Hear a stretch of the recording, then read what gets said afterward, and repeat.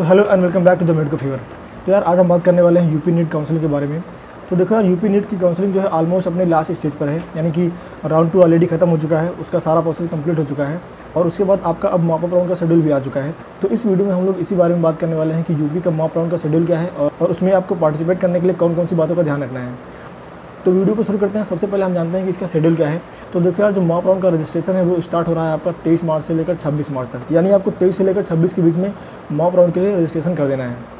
और इसके बाद आपकी मेरिट लिस्ट आ जाएगी 26 मार्च को। फिर उसके बाद आपका सारा प्रोसेस शुरू हो जाएगा, जैसे कि सीट अलॉटमेंट, रिपोर्टिंग, एडमिशन, तो ये सब शुरू हो जाएगा 26 मार्च के बाद। और अगर हम बात करें गवर्नमेंट BDS कॉलेज की, तो आपका जो BDS का सीट अलॉटमेंट है वो 29 मार्च को होने वाला है। और वहीं MBBS के लिए 30 से लेकर 31 मार्च के बीच में टाइम दिया गया है आपका सीट अलॉटमेंट का। और यहाँ पे एडमिशन के लिए अलग से डेट नहीं है, आपको ऑन स्पॉट एडमिशन होगा, यानी कि जिस दिन आपको सीट अलॉट की जाएगी उसी दिन आपको एडमिशन लेना होगा। तो ये तो बात होगी आपके मॉप राउंड के शेड्यूल के बारे में। और अब बात कर लेते हैं कि आपका मॉप राउंड जो है कैसे होने वाला है, किस मोड में होने वाला है। तो अगर यार हम मोड ऑफ काउंसलिंग की बात करें तो ये आपका ऑफलाइन होने वाला है, यानी कि आपका जो रजिस्ट्रेशन है वो तो ऑनलाइन है, बट आपका सीट अलॉटमेंट और एडमिशन का प्रोसेस है वो ऑफलाइन है। और ये आपका 29 मार्च को होने वाला है MBBS वालों के लिए। और इसका जो सेंटर है आपका KGMU में है, कलाम सेंटर में। तो आपको रिपोर्ट करना है कलाम सेंटर में। 29 तारीख को आपको जो टाइमिंग है वो है 11 बजे का, बाकी जो आउट डेट्स हैं उनमें आपका टाइमिंग है 10 बजे। तो आपको इस टाइम के बीच वहाँ रिपोर्ट करना है और आप अपना अलॉटमेंट लेना है और साथ ही साथ आपको एडमिशन भी लेना है उसी दिन। तो ये तो बात होगी आपकी मोड ऑफ काउंसलिंग की। अब हम बात कर लेते हैं कि कौन लोग इसके लिए एलिजिबल हैं यूपी के मॉप राउंड के लिए। तो देखो, सबसे पहली बात वो है कि वही लोग एलिजिबल हैं जिन्हें कोई कॉलेज अलॉट नहीं हुआ है, चाहे वो ऑल इंडिया कोटा से हो चाहे स्टेट कोटा से हो। सपोज़ अगर आप स्टेट कोटा की काउंसलिंग पार्टिसिपेट कर रहे हैं तो आपको राउंड 1 से या राउंड 2 से कोई सीट अलॉट नहीं हुई, तभी आप यहाँ पार्टिसिपेट कर सकते हैं। और एक स्पेशल केस ये भी है कि सपोज़ आपको कोई सीट अलॉट हुई थी राउंड 2 में और आपने वहाँ पर रिज़ाइन कर दिया है, तब आप बिल्कुल मॉप राउंड में पार्टिसिपेट नहीं कर सकते हैं। यानी कि अगर आपको सीट अलॉट नहीं हुई है तभी कर सकते हैं, आपको अलॉट हुई है तो आपने एडमिशन लिया है या नहीं लिया है उससे मतलब नहीं है। अगर आपको सीट अलॉट हुई है तो आप यहाँ पे मॉप राउंड में पार्टिसिपेट नहीं कर सकते हैं। तो इस बात को ध्यान रखें। और इसके अलावा एक सबसे इंपॉर्टेंट बात यह है कि अगर आपको सीट अलॉट नहीं हुई है तो आपको DD वापस होने वाला है।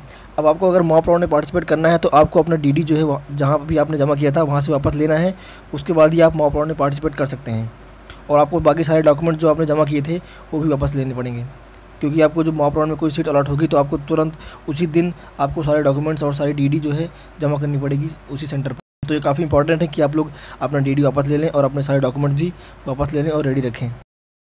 और जो लोग भी नीट के लिए प्रिपेयर करना चाहते हैं या फिर उनका टारगेट नीट है, तो उनके लिए इन्फॉर्मेशन है कि अनअकैडमी के जितने भी सब्सक्रिप्शन हैं, यानी कि जितने भी आइकॉनिक या प्लस सब्सक्रिप्शन है, उन सबों के प्राइस जो है बढ़ने वाले हैं 30 मार्च से। तो आप उससे पहले अभी अगर आपको परचेज़ करना है तो परचेज़ कर सकते हैं, अदरवाइज़ आपको फिर सेम कोर्स के लिए ज़्यादा अमाउंट पे करना पड़ेगा, तो उससे कोई फ़ायदा नहीं होगा। तो आप लोग अभी मेरा कोड यूज़ करें MEDICO3243, तो आपको 10% का डिस्काउंट मिलने वाला है इस पर। तो जो लोग भी इंटरेस्टेड हैं बिल्कुल मेरा कोड यूज़ करें MEDICO3243, स्क्रीन पर आपको दिख रहा होगा। आपको फ्लैट 10% का डिस्काउंट मिलने वाला है सभी कोर्सेज़ पर। और इसके अलावा एक दूसरा ऑफर भी है, लेट्स क्रैक नीट UG 2022 के नाम से। तो अगर आप इसके थ्रू अनअकैडमी का कोई भी प्लस सब्सक्रिप्शन लेंगे तो आपको अगर आप 3 मंथ का सब्सक्रिप्शन ले रहे हैं तो उसके साथ आपको 1 मंथ का फ्री सब्सक्रिप्शन मिलने वाला है। और ये ऑफर आपका वैलिड है 24 मार्च से 25 मार्च के बीच। तो आप लोग ये अपॉर्चुनिटी को मिस ना। और यहाँ पे अनअकैडमी के टॉप एजुकेटर्स द्वारा डिज़ाइन किया हुआ एक प्लस सब्सक्रिप्शन ले लें। और उसके अलावा जो लोग नीट 2023 के लिए प्रिपेयर कर रहे हैं तो उनके लिए अनअकैडमी का एक नीट चैंपियंस स्कॉलरशिप टेस्ट होने वाला है, जो कि आपको 27 मार्च का है और 12 से लेकर 1 बजे के बीच में है। तो अगर आप इस स्कॉलरशिप टेस्ट में अच्छा परफॉर्म करते हैं तो आपको स्कॉलरशिप मिलेगी अनअकैडमी की तरफ से। और वो उसका क्राइटेरिया क्या है आप यहाँ स्क्रीन पर देख सकते हैं कि अगर आपकी रैंक 1 से 3 के बीच में है तो आपको ये ऑफर मिलेगा। यहाँ पर रैंक 1 से लेकर 700 तक के बच्चों को ये स्कॉलरशिप मिलने वाली है। तो आप लोग बिल्कुल इसमें ट्राई करें। और ये टेस्ट आपका 27 मार्च को है, इस बात का ध्यान रखें। और उसके अलावा अगर आप अनअकैडमी का लाइट सब्सक्रिप्शन लेते हैं तो इसमें आपको 6 महीने के सब्सक्रिप्शन पर आपको 53% का ऑफ मिल रहा है। और वहीं पर 18 मंथ के सब्सक्रिप्शन पर आपको 30% ऑफ मिल रहा है। और ये ऑफ़र आपका 22 मार्च से चल रहा है और 25 मार्च तक वैलिड है। तो आप लोग अभी अगर परचेज़ करना चाहते हैं कोई भी कोर्स 6 महीने का या फिर 18 महीने का तो बिल्कुल ले सकते हैं। और यहाँ पर मेरा कोड यूज़ करना ना भूलें, MEDICO3243, स्क्रीन पर आप देख पा रहे होंगे। और उसके अलावा जो लोग नीट 2022 के लिए प्रिपेयर कर रहे हैं तो उनके लिए अनअकैडमी का एक बहुत ही अच्छा कोर्स लॉन्च हुआ है, जो उनको सारे प्रीवियस ईयर क्वेश्चन रिवाइज करा देगा। तो इसमें आप खुद को एनरोल कर सकते हैं। यहाँ पे आपको लास्ट 15 ईयर के टॉपिक वाइज क्वेश्चन मिल जाएंगे प्रीवियस ईयर के। उसके अलावा आपको टेस्ट हुआ करेगा जिसमें आप अपनी प्रिपरेशन का लेवल चेक कर सकते हैं। उसके अलावा आप अपनी खुद की ऑल इंडिया रैंक भी जान पाएंगे, जिससे आप खुद को जान पाएंगे कि आप अभी कहाँ स्टैंड कर रहे हैं ऑल इंडिया में।